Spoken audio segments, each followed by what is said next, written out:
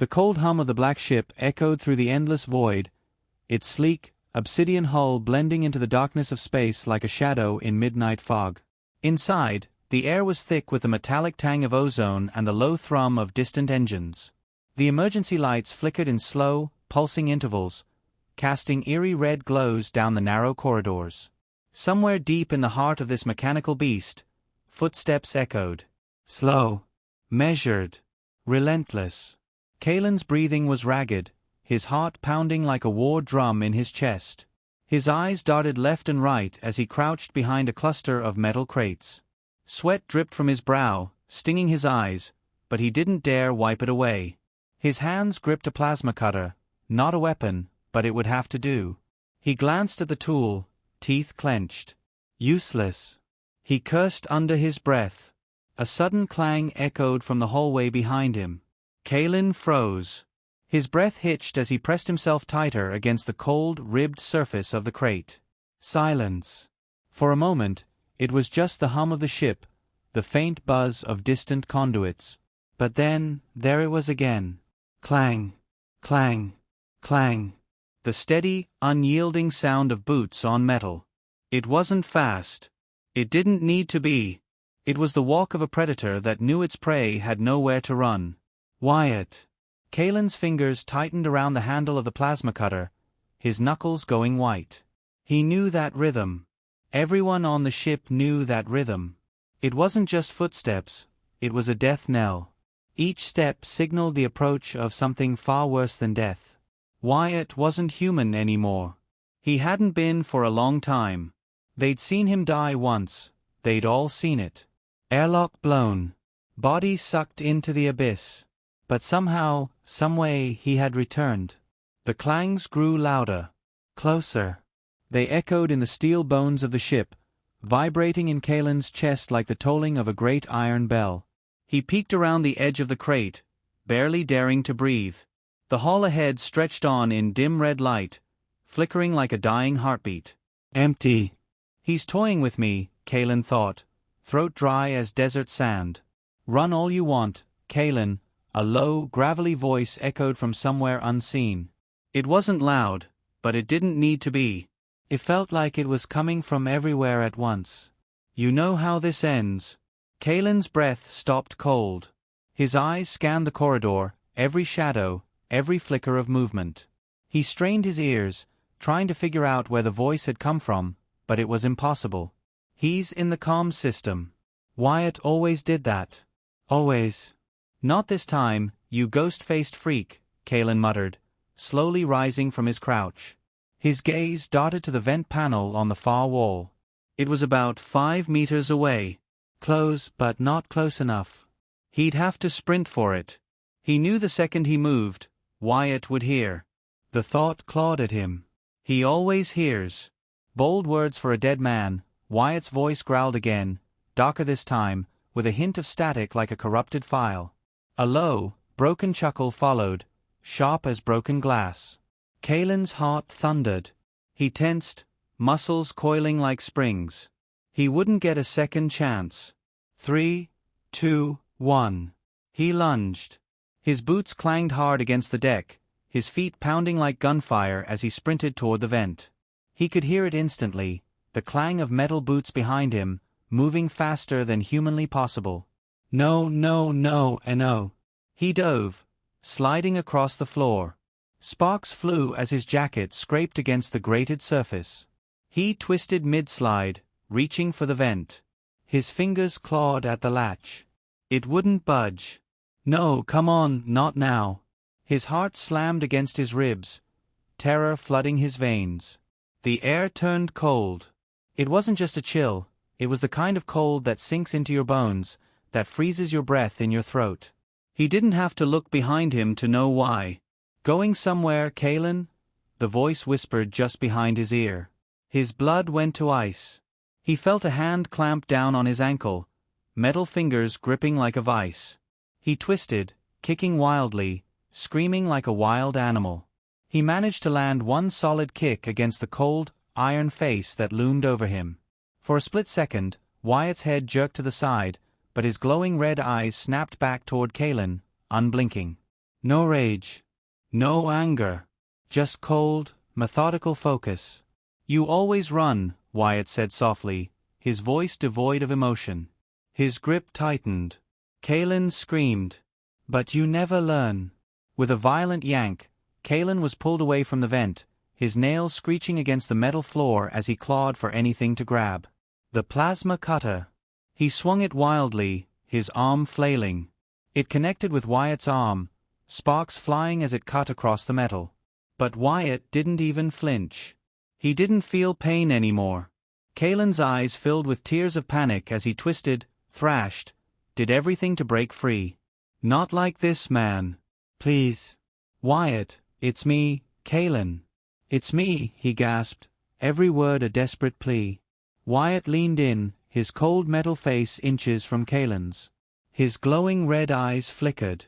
I know, he replied softly, and for a moment, there was something like sadness in his voice. Just for a moment. Then the light faded from Kaelin's eyes. The clang of boots echoed down the hall once more, slow, steady, unrelenting. The hum of the black ship grew distant, a hollow, vibrating presence in the background. The crimson emergency lights continued their steady pulse, casting long shadows that swayed like phantoms on the walls. Wyatt moved with precision, his steps measured, each clang echoing with the weight of inevitability. He didn't hurry. He never did. There was no need. They always ran, and he always caught them. Farther down the corridor, a group of survivors huddled together, their faces slick with sweat and pale with fear. 7 of them. 2 armed with pistols, 1 with a rusted crowbar, and the rest clutching whatever sharp scraps of metal they could find. Their breathing was shallow, eyes wide and wild as animals caught in a trap. He's close, Merrick whispered, his grip tight on his old sidearm. He glanced at the others, his eyes darting like a cornered rat. We have to move. We can't stay here. Move where? Snapped Jero, a wiry engineer with blood smeared across his temple. His hands trembled as he gripped the crowbar tighter. You think you can outrun him? I watched Hal run. Fastest guy on the crew. Wyatt caught him in 5 seconds. 5. Damn. Seconds. Shut up, hissed Rena, the only one trying to keep calm, though her eyes betrayed her terror. Arguing isn't gonna help. We stay together. We move together. He's only one man. If we time it right, we can take him down. Take him down. Jero hissed, his face twisted in disbelief. You saw what he did to Kaelin. Plasma cutter didn't even scratch him. Bullets. They just make him mad. And you want to take him down? You first, Rena. I'll watch. Then die here, Jero, she shot back, eyes locked on him with sharp resolve. But I'm not waiting for him to drag me by the ankles. Suddenly, the clanging footsteps stopped. Everyone froze. Their eyes darted down the corridor, ears straining, but there was nothing. No footsteps. No hum. Just silence. Where is he? Whispered Merrick, his voice barely audible. The silence stretched on, each second heavier than the last. It wasn't right. It was never silent on the black ship. There was always the thrum of the engines, the hiss of air vents, the subtle creak of metal under pressure. But now, it was like the whole ship was holding its breath. Then a soft, quiet tap. Not the heavy clang of boots. This was different. A tap. Like a single metal finger rapping on a bulkhead. Tap, tap, tap. It echoed softly from behind them. Behind us. Rena spun, her eyes darting to the long corridor they had just come from. Nothing. Just the dim red glow of flickering emergency lights. The tapping stopped. Her chest heaved as she fought to control her breathing. Her eyes searched every shadow, every corner, every movement. Nothing. Stop messing with us, Merrick, Jero sneered, his voice a sharp edge. You think that's funny? Shut up, Jero, Merrick snapped, his eyes locked on the same corridor. I didn't do anything. Then it came again. Tap, tap, tap. But this time, it was louder. Closer. They spun around to the opposite side, hearts racing, eyes darting. But once again, The corridor was empty. "It's him," Rena whispered, barely able to speak. Her throat felt dry as sand. "He's playing with us." "Playing?" Jero spat, his eyes wide with panic. "No. No, he doesn't play. He kills. He just kills." "Shut up," Rena hissed, every nerve in her body on edge. Her eyes scanned the ceiling, the vents, the shadows above them. "He's moving through the conduits. Stay together. Back to back. No gaps."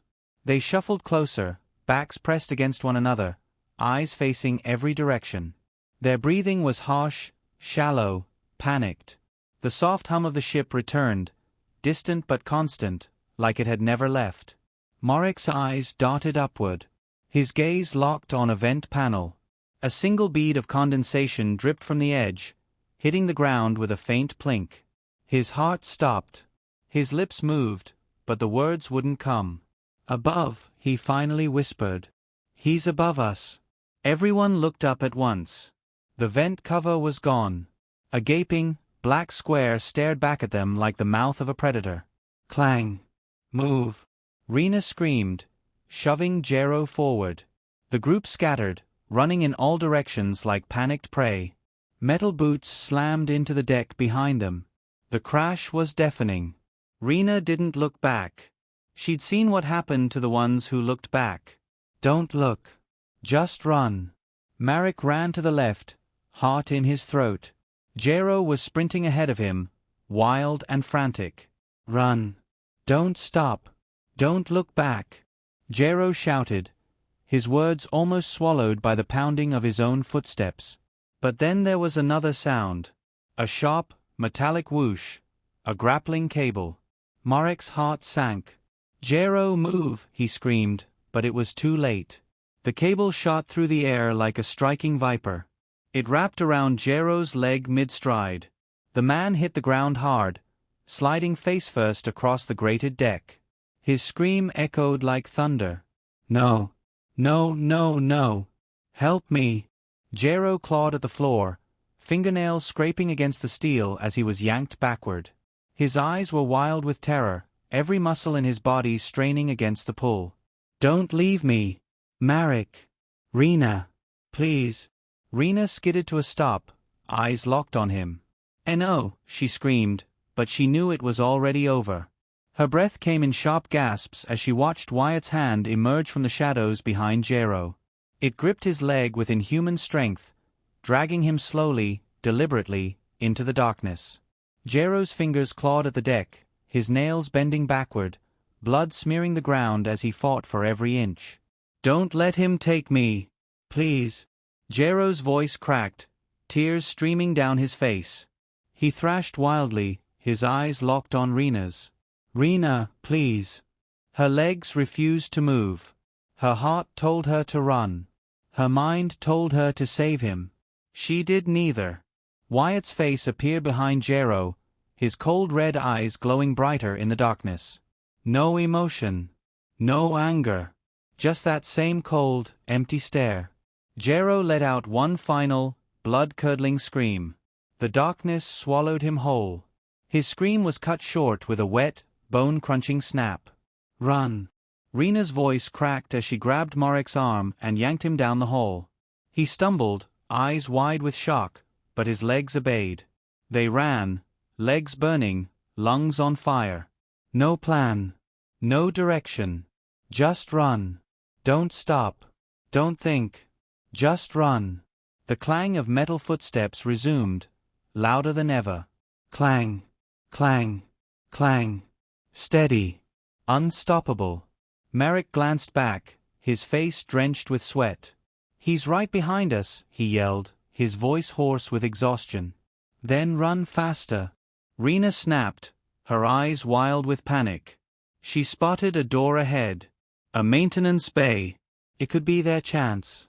She sprinted with everything she had, her muscles screaming in protest. She dove for the control panel, slamming her fist on the emergency lock. The doors hissed, starting to close. Come on," she shouted, watching the gap shrink inch by inch. She saw him, Wyatt, sprinting down the hall at inhuman speed. The glow of his red eyes burned like twin suns in the shadows. He was too fast. The doors were almost closed, just a few inches left. Her heart pounded like a war drum. Her eyes locked with Wyatt's just before the door sealed shut. Silence. Her chest heaved, lungs burning, heart thundering like a runaway engine. She leaned against the door, tears welling in her eyes. Then, softly, tap, tap, tap. Her heart stopped. Her eyes widened. It was right behind her. "I'm still here, Rena," Wyatt's voice whispered from the intercom, low and broken. "You can't run forever." Rena's breath came in short, sharp gasps as she stumbled back from the door. Her eyes darted around the dimly lit maintenance bay, scanning every corner, every shadow, every vent. She knew better now. The walls, the ceiling, he could be anywhere. Her heart pounded like a drum in her chest, loud enough that she feared he could hear it. "Think, Rena. Think," she whispered to herself, wiping the sweat from her brow with a shaky hand. Her eyes locked on the control panel next to the door. It was old, rusted in places, but still functional. Her fingers flew over the buttons, activating a secondary lock. Heavy bolts slammed into place, and she heard the reassuring hiss of pneumatic seals engaging. "That'll slow him down." Her gaze shifted to Merrick, who sat slumped against the far wall, his face pale and his eyes hollow. His breathing was shallow, his chest rising and falling in uneven bursts. Blood streaked down his arm, a jagged gash from the fall earlier. His eyes met hers. "He's not gonna stop, Rena," he said quietly, voice laced with hopelessness. "You know that, right?" "I know," she replied, not looking at him. Her hands were already moving, searching the shelves and storage lockers for anything useful. Tools, wires, old ship parts, nothing that could help. She yanked open another locker, her movements frantic, fingers fumbling through supplies. "But I'm not dying in here like Jero." Merrick let out a hollow laugh, wiping the blood from his lip. "You saw his face, Rena. No fear. No anger. Just nothing. Like he was already dead." He shook his head slowly, eyes distant. "He's not human anymore."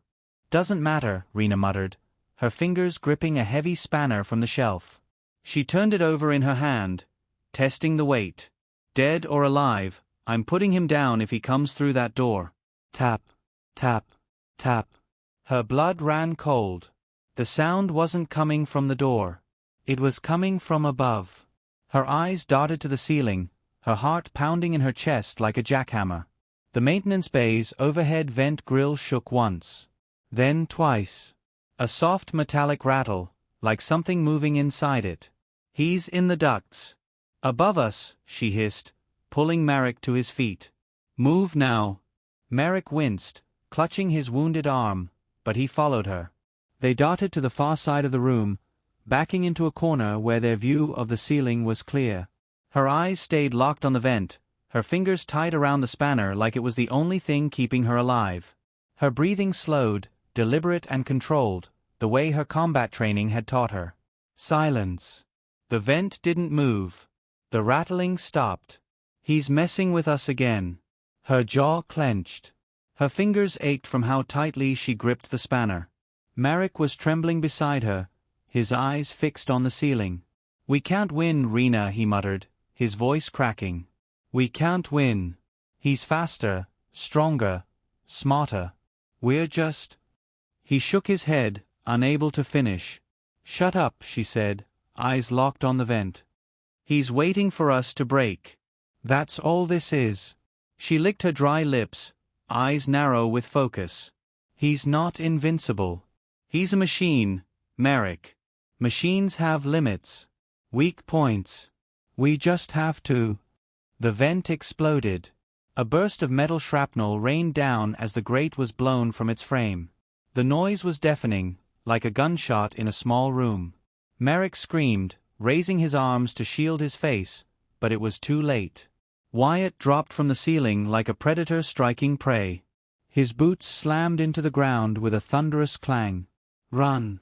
Rena screamed, shoving Merrick toward the far end of the room. But he was already on them. Wyatt moved like a shadow with weight. No wasted motion. No hesitation. One step, then another, faster than any human should be able to move. His eyes glowed like twin red embers in the dim light, unblinking, unfeeling. His gaze locked on Rena, and she felt it, that same empty coldness she had seen in his eyes before. Merrick stumbled, his foot catching on a loose cable. He hit the ground hard, gasping as pain shot through his bad arm. He clawed at the floor, eyes wide with terror as Wyatt's shadow loomed over him. "No. Please, no," he screamed, his voice raw with panic. His good arm swung wildly, trying to push himself away. "Don't do this." Wyatt tilted his head slowly, studying him like an insect under glass. No emotion. No rage. Just that cold, methodical stare.